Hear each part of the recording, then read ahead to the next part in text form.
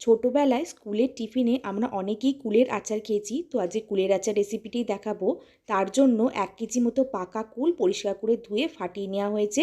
এবার একটা কড়াইয়ের মধ্যে 2টো শুকনো লঙ্কা, মৌরি, ধনে, জিরে ভালো করে ভেজে নিয়ে নামিয়ে নেওয়ার পর শিলে মশলাটাকে গুঁড়ো করে নিয়েছে। এবারে কড়াইয়ের মধ্যে পরিমাণ মতো সর্ষের তেল দিয়ে 2টো শুকনো লঙ্কা আর 5 ফোড়ন দিয়ে ফোড়নটা গরম হলে কুলগুলোকে ওর মধ্যে দিয়ে কুলটাকে ভালো করে নাড়াচাড়া করে ভেজে নিয়ে একটা পাত্রে নামিয়ে নিতে হবে।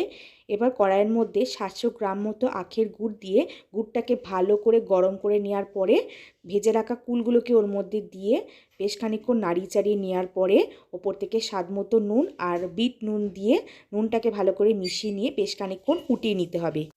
তারপর ওই ভাজা মশলা গুঁড়োটা আচারটার মধ্যে দিয়ে বেশ খানিকক্ষণ নাড়িয়ে চাড়িয়ে ফুটিয়ে নিলেই কুলের আচার একদম তৈরি। নামিয়ে নেওয়া হলো। ঠান্ডা হয়ে যাওয়ার পরে একটা কৌটোর মধ্যে ঢুকিয়ে দিতে হবে।